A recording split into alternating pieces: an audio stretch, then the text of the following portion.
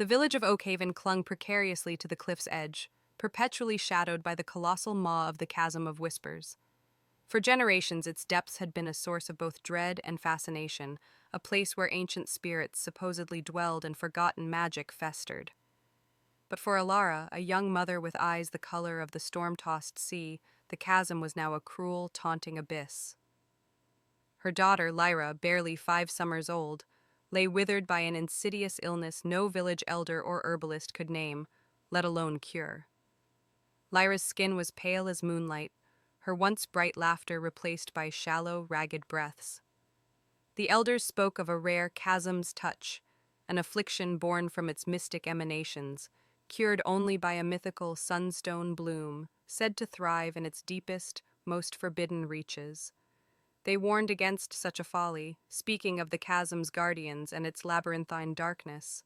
Yet, as Alara watched Lyra fade, a fire ignited in her heart, burning away fear, leaving only fierce resolve. Kneeling by her daughter's bedside, she whispered a vow that echoed in the silent room. "I will brave the chasm, my sweet Lyra. I will find your cure. I swear it, by my very soul." Dawn broke, painting the sky in hues of defiant orange, but its light barely touched the chasm's rim.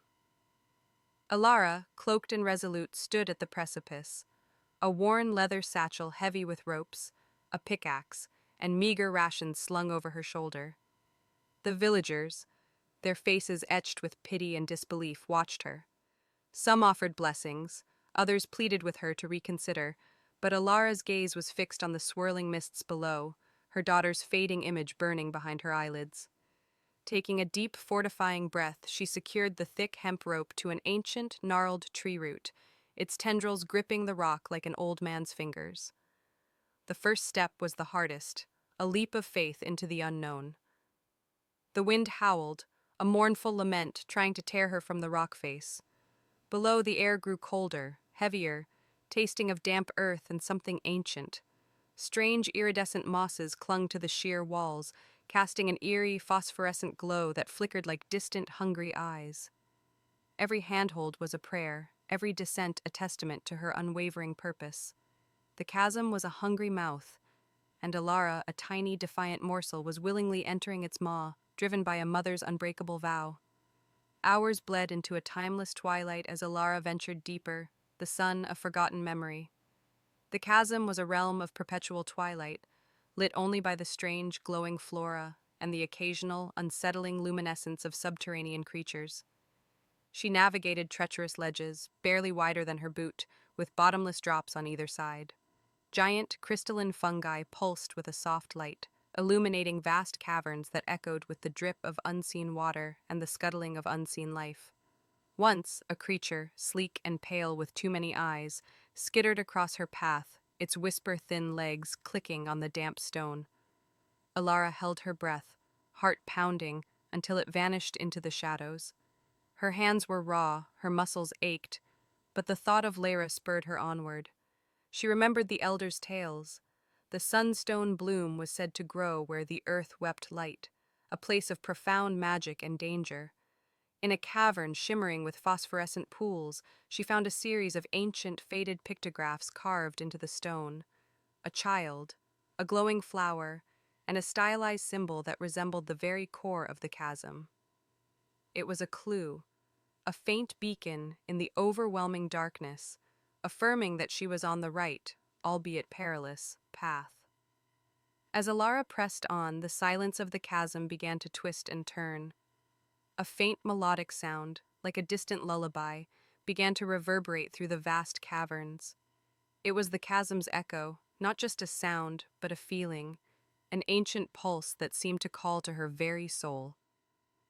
At first, she thought it was her mind playing tricks, a cruel phantom of Lyra's own sweet singing. But the echo grew stronger, clearer, guiding her deeper into a network of winding tunnels. It wasn't Lyra's voice, but something else, something primal and untamed, yet strangely comforting. The closer she got, the more the air shimmered, the more vibrant the bioluminescent life became. The walls themselves seemed to hum with an unseen energy. She realized the echo wasn't a warning but a beacon, drawing her towards the source of the chasm's power, and perhaps Lyra's cure. It was a test of her spirit, a siren song that could lead to salvation or madness. Doubt gnawed at her, but the image of Lyra's pale face strengthened her resolve. She followed the ethereal call, trusting her instincts, pushing past fear, knowing that the heart of the chasm held both the answers and the greatest dangers she had yet to face. The echo swelled, a symphony of the deep urging her onward. The echo led Alara to a colossal, dome-shaped cavern, its ceiling lost in a shimmering haze. In the center, a colossal, ancient structure pulsed with a soft, warm light, resembling a massive, petrified flower carved from crystal. This had to be it, the source of the chasm's magic and the home of the sunstone bloom. But guarding it was no beast of flesh and blood. Hovering before the crystalline bloom was an entity of pure energy, a translucent, serpentine guardian woven from swirling light and shadow. Its eyes, twin points of emerald fire, fixed on Alara with an ancient, silent challenge. It was a being of immense power, a protector of the chasm's heart, and it would not allow her to pass easily. Alara felt a wave of fear, a primal terror that threatened to freeze her to the spot. Her pickaxe felt useless against such a foe. She searched for a weakness, a way to circumvent its power. The legend spoke of offerings, of riddles, of a pure heart. She had no offerings, no riddles, only a mother's desperate love. She knew then that this wasn't a battle of strength, but of will. She would not turn back. The guardian shimmered, its form expanding, blocking her path entirely, a silent, formidable barrier between her and Lyra's last hope. Her vow echoed in her mind. I will find your cure. The guardian, a manifestation of the chasm itself, radiated ancient power. Alara closed her eyes, not in surrender, but in a moment of profound communion with her purpose.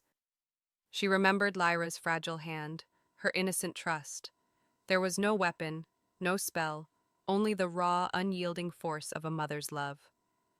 Opening her eyes, Alara stepped forward, not attacking, but extending her empty hands in a gesture of absolute vulnerability. I come for life, she declared, her voice resonating with an unexpected strength. Not to take, but to save. My daughter is dying. Her life, for a piece of yours. She didn't know what she was doing, only that she had to offer something profound. As she spoke, the air thickened, and the guardian's shimmering form wavered. It seemed to peer into her very soul, assessing her truth. Then with a silent, graceful motion it coalesced, no longer a barrier but a conduit.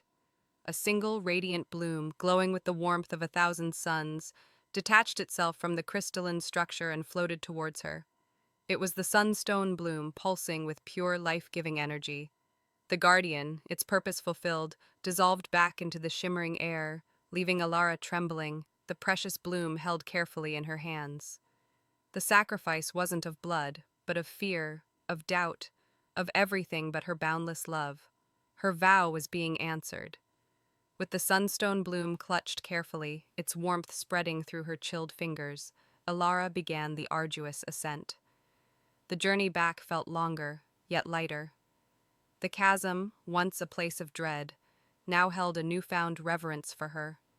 It had tested her, stripped her bare, and ultimately answered her plea. Days later, haggard but triumphant, Alara emerged from the chasm's maw, greeted by the blinding light of the morning sun and the stunned, hopeful faces of Oakhaven's villagers. She raced to Lyra's bedside, the glowing bloom illuminating the darkened cottage. Gently she crushed a petal and mixed it with water, coaxing Lyra to drink. The effect was immediate. Color bloomed in Lyra's cheeks, her breathing deepened, and her eyes, once dull, flickered open, bright and clear. A weak smile touched her lips. "Mama?" she whispered. Alara wept, tears of exhaustion and pure joy. Lyra recovered fully, her laughter once again echoing through their small home. Alara carried the chasm's mark, not as a scar, but as a silent testament to her journey. The chasm of whispers remained, still mysterious, still dangerous, but for Alara, it was also the place where a mother's unbreakable vow had been honored, where love had conquered the deepest darkness, and an echo of hope forever resonated.